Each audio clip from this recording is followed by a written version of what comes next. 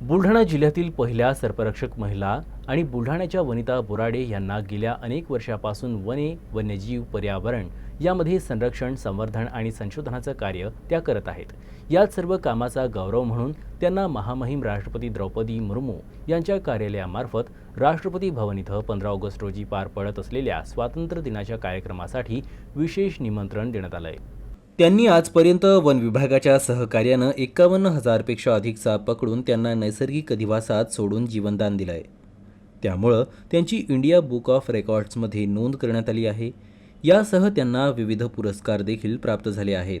यात सर्व कार्याचा गौरव म्हणून त्यांना महामहिम राष्ट्रपती द्रौपदी मुर्मू यांच्या कार्यालयामार्फत राष्ट्रपती भवन इथे 15 ऑगस्ट रोजी पार पडत असलेल्या स्वातंत्र्य दिनाच्या कार्यक्रमासाठी विशेष आमंत्रण मिळालं आहे.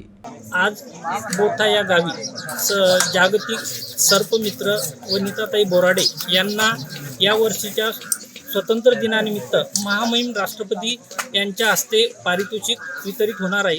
मी जे आत्तापर्यंत वने, वन्यजीव आणि पर्यावरण यामध्ये संरक्षण, संवर्धन आणि संशोधन हे जे मी कार्य केलेले आहे त्याबद्दल आपल्या देशाच्या राष्ट्रपती श्रीमती द्रौपदी मुर्मू यांचे 15 ऑगस्ट 2025 या निमित्त मला निमंत्रणपत्र डाक विभागामार्फत काळेसाहेब स्वतः इथं घेऊन हजर झालेले आहेत.